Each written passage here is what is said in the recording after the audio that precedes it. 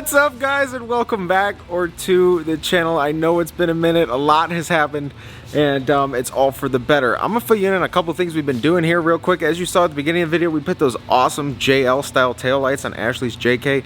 Oh, those came out amazing. We did those a little bit ago. Half the reason why you haven't seen me in a minute, we're gonna get to in a second. But in between all that, here's my buddy's second gen that you have may or may not have seen in some of the past videos. That's coming together. Finished painting the last few pieces. I'm gonna show you those in a second. They look crazy. Fenders, other door down here. Back there, well, here's all the Bronco stuff. Don't worry, that thing's going together. We might even be lifting it in this video. I don't know, or starting the lift. I don't know what the title of this is yet, but we'll figure that out shortly. But if it's not this video, it's the next video. There's the third gen cab, rust-free cab. We got all the rust-free doors, and there's a rust-free bed sitting on top of the truck right now. So that thing's ready to go as well, right after we wrap this up shortly. Here are the final pieces to that puzzle. Here's the grill, all color matched. The final door, that looks fantastic. There's the tailgate, and check this out. We did a little custom touch to this tailgate. Check this out. On the side, the driver's side, so when the tailgate folds down, you'll be able to see this. I clear coated a $2 bill in there. That's so sweet. Just a nice little touch. That's just gonna be, I don't know, talking point for a long time to come, so that's awesome. That's so sweet. And then obviously your chrome toe mirrors. Just color match the arms. Those look so good. Okay, so I actually ran into a holdup a couple weeks ago. We just got finished hanging this banner right here a couple days ago.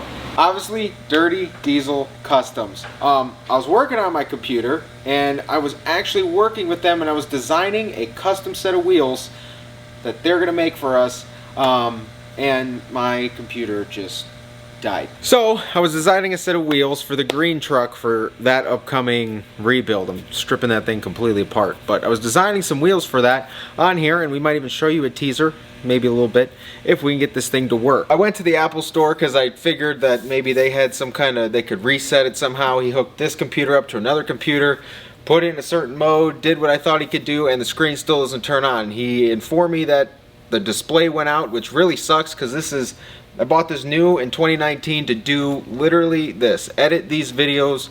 I edit every single one of them, and I bought this to do that. And it's only been a couple years. I literally spent $5,500 on this to get all the bells and whistles to make it run properly, and it's done this. So he told me it was $700 to do that procedure. Just in that whole situation there, I have found that the computer world is just like the used car market here. I immediately went online looking for replacement parts, replacement screens, and what do you know, a replacement screen in similar condition was like $300. I have an entirely like good 2019 MacBook Pro in here. I bought it for 300 bucks, and we're gonna swap the screen out. Nowadays everything is expensive and cost a lot of money to get things done, and here I have a whole nother MacBook for less than the cost of the repair if I just took it to the store. So I could either use this, but all the stuff I need is on this one, so we're gonna completely rip the screen off of a good one and put it on my other one.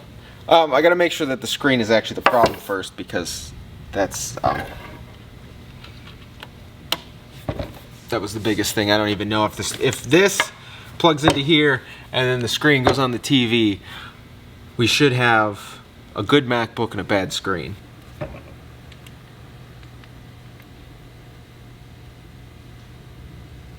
Wow. It actually works. No way. That makes me feel a million times better. That it's just the screen and not anything else. Alright, let's see what I won on eBay. Definitely a computer.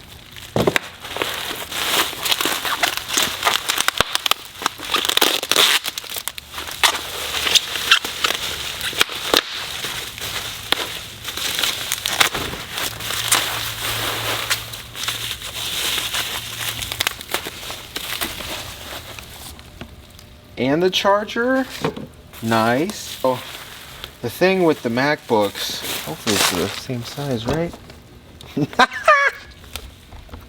Oh, that's great. The thing with the MacBooks and the screens, like, okay, there's some scratches on it, cool.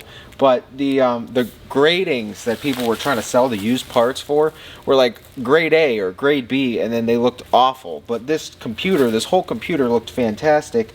And, oh my gosh, that thing's perfect.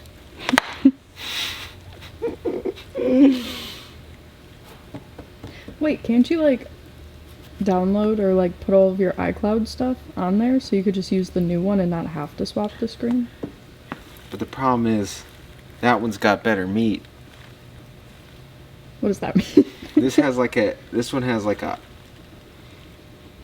let me see what I bought, because this one should have, the processor in this one was supposed to be way better. Really not the same? No.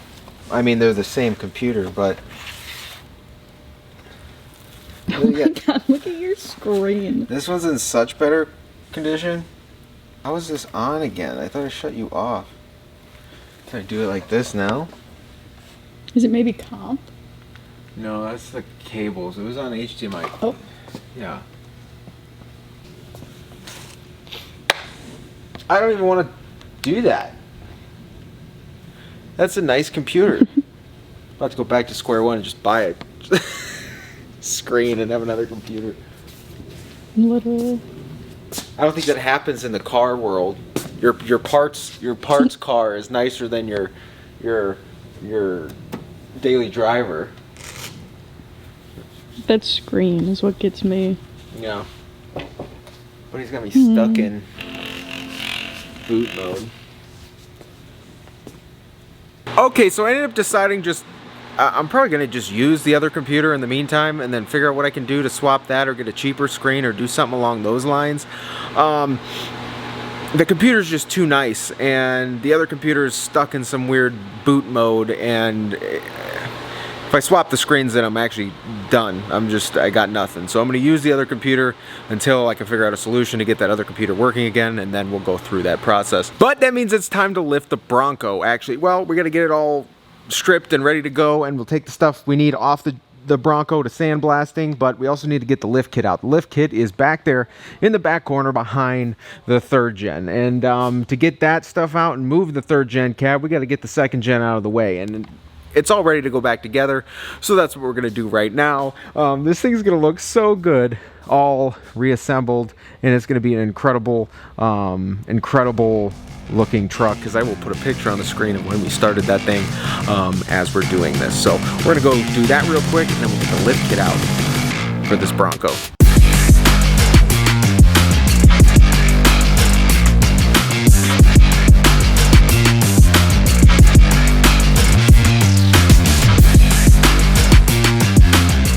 Well, we spent the last couple days putting together the, well, I guess our buddy's 2G here, and oh my god, the thing looks, it's probably one of the cleanest ones now. This thing looks incredible, and it's getting me so excited for my 3rd gen here, and we're so close to that as well. We just got to get this Bronco finished up. But now that that truck's over there, we can move this cab and get the lift kit that's been on the shelf for over a year.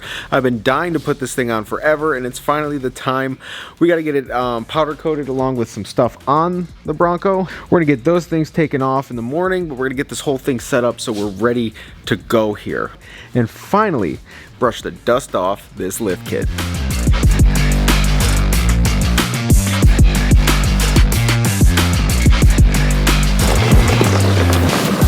Also, if you guys were thinking about buying one, just do it. Links below.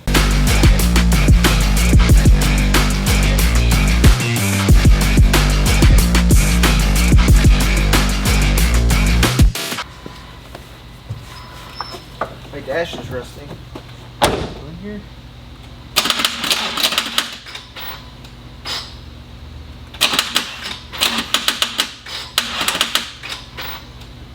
Damn.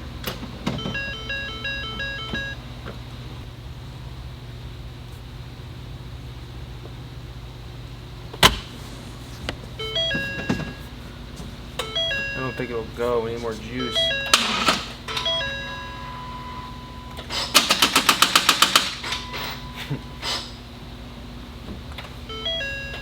damn.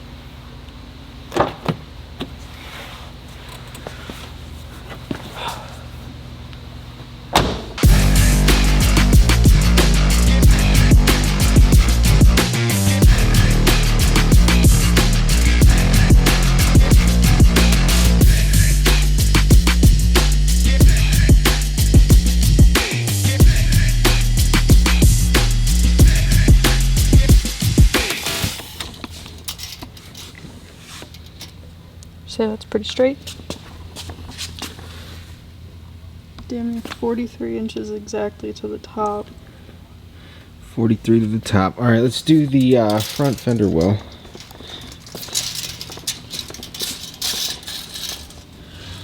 That's 39.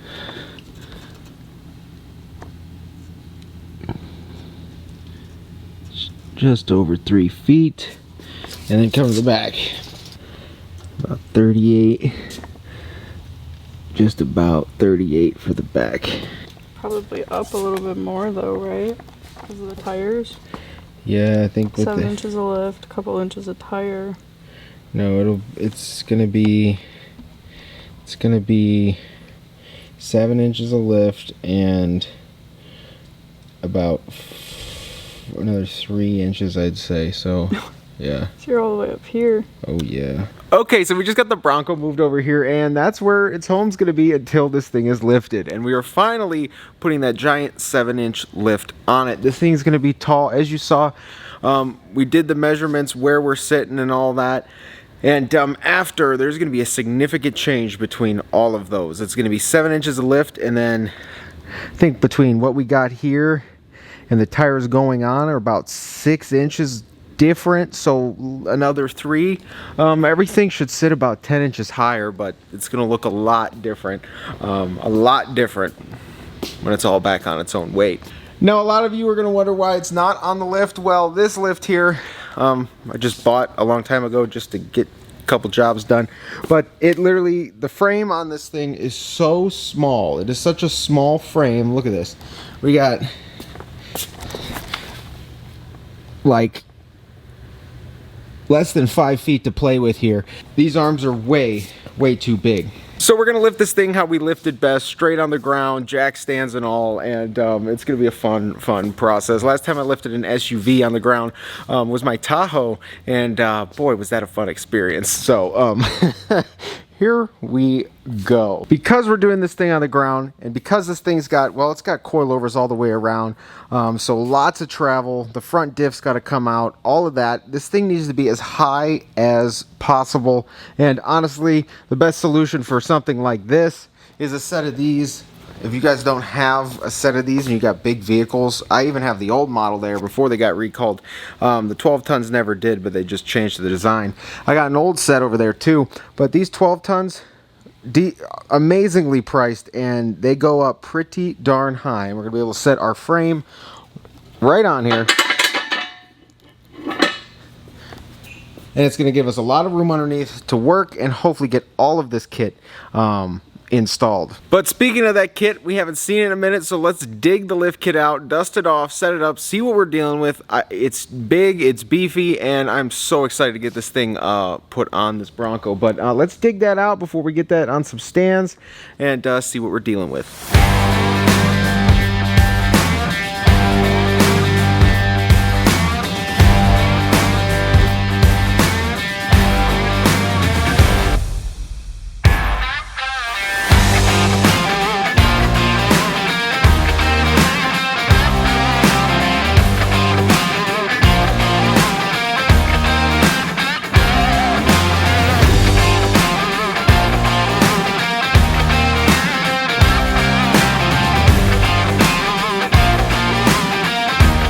Okay, so here's our Beltec, and I believe it's a 4.5 to 7.5 inch lift, and that all comes from the adjustability in their coilovers that are Beltec made, designed, and tuned for this specific application. So this thing should ride like a dream. Now this kit's one of the better kits on the market. Beltec is over here using a little bit thicker steel plating, and those trailing arms over there, and that track bar is absolutely bonkers. It is so thick, and obviously there's nothing wrong with overbuilt, and I absolutely absolutely love that, because just seeing this, I know I'll have no worries with any of these components down the road. It's gonna be a fun day tomorrow because we got about 4 bushings to take out, all those Johnny joints and such. Also, we're gonna have to disassemble these coilovers, take the springs out, because we're also gonna powder coat those. I'm really looking forward to doing that tomorrow, but for now, let's get this thing all set up on some stands so we'll be ready to go.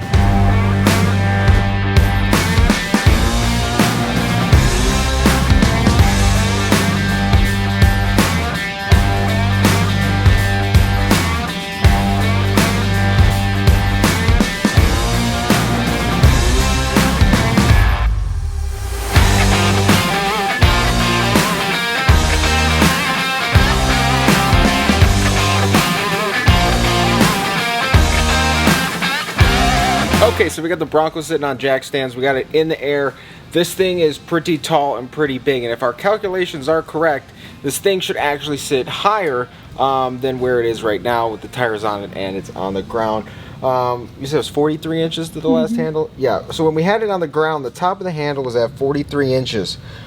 Well, now we're at about 52 inches, and with the tires, we should have this up at least another inch or two sitting on the ground. I almost might think it might sit a little bigger, but this thing's sitting real nice.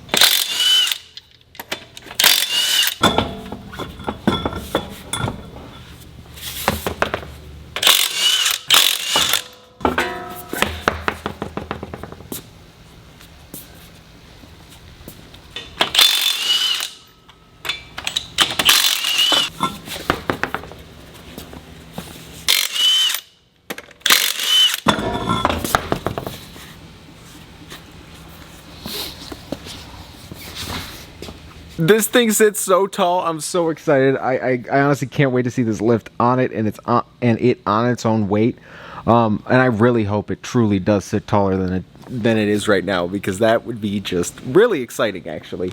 I'm taking a peek at this. Haven't really looked at it much since I got it, but taking a look underneath here, lift kit should be pretty straightforward. Just your typical IFS coilover strut, front suspension. Only thing factory that we really need to take off of here for powder coating is the factory sway bar and the brackets, because everything else in here pretty much gets replaced. And then coming over here to the back, everything also gets replaced. The arms, again, the strut, the coil, track bar, and then the Beltec kit actually adds a sway bar back here. There is no factory sway bar, but we're going to be adding a sway bar, so we'll be doing that. And the only thing we really need to take off the rear here, I feel, is that diff cover. So we'll be taking that off, saving the fluid, and that's about all we need to take off this from factory, because everything else gets replaced in this kit. Here's 2 gigantic knuckles. There's all the arms, drop brackets, and all skid plates even. The ones on there are plastic, and these are like 1/4 inch steel, so that's awesome. Also, I don't know what I'm doing bumper wise yet, if I'm going aftermarket or keeping the stock ones, but I will be get the factory tow hooks sandblasted, because if we're going to keep the bumpers, I'm definitely going to powder coat those. There is one thing, however, that I do want to take off, like I was saying before, and it's this, the factory gas tank skid plate. It is metal. I'd like to powder coat it because it goes all the way from this cross member here all the way back to like the diff there. So from the side you'll be able to see it, and from that side you'll be able to see it a little bit. So I'd like to do this as well. So that's about the three or four things that need to be removed. Look at this thing though, so clean and nice. This is going to be really nice to put a lift kit on, especially the one this big, with everything all nice and clean and new. I really can't wait to see this thing powder coated. I'm so excited. The color I picked, you guys are not going to guess, I promise you that. And it's going to look so amazing on here. So we're going to come back in the morning, tear that thing down, and take this apart so we can get it sandblasted and back here and in the oven ASAP.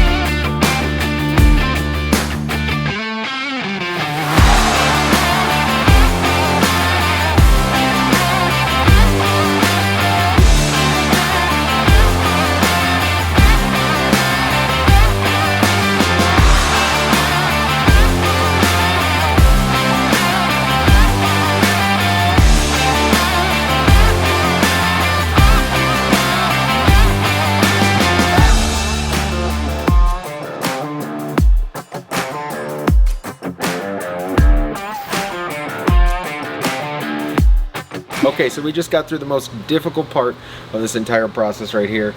This is always a pain no matter what lift kit or vehicle it is on. These bushings, man, they give you a run for your money. One of these bushing kits here does help. It kind of sucks, however, but it works enough to actually help you out. But other than that, it does kind of suck. Don't even use those.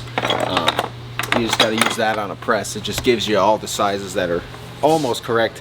I'll put a link in the description, but that can help you out. As you saw, we switched off between those and the socket because like I said, those only work sometimes. This one was like a poly bushing, so that came out super easy, and the only thing left now we have to do is take these Johnny joints out. They just unscrew like that.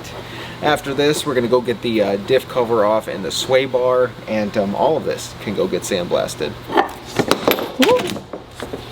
As I break the grease fitting in them. Because in one turn it just falls like... Right.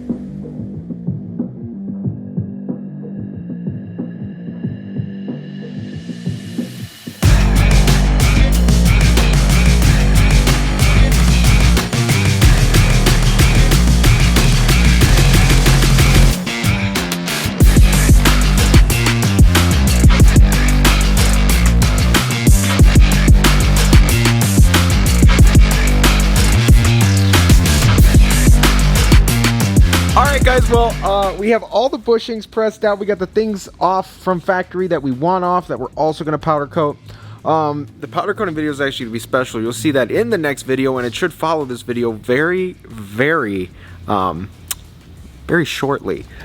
But the only thing we didn't take off yet is this skid plate down here for the gas tank. I was going to do it for fun, but then I also didn't realize that the skid plate also holds the gas tank in, and that skid plate needs to come out and the gas tank needs to come out to put the lift on. So we'll be doing that skid plate in the next video as we powder coat this lift kit and install it. But other than that, we got the rear diff cover off. The fluid in there was kind of thick and chunky, and obviously break-in, you're gonna get some friction material in there, but it's got 1,600 miles on it, and that's very thick for what I thought it should be. But anyway, that's gonna do it for today's video. In the next video, we're gonna powder coat this lift kit and install as much of it as we can. I just ordered some upper control arms, and we have a box in the office from JKS that we needed. You'll see why in the next video, and it has to do with these lower control arms.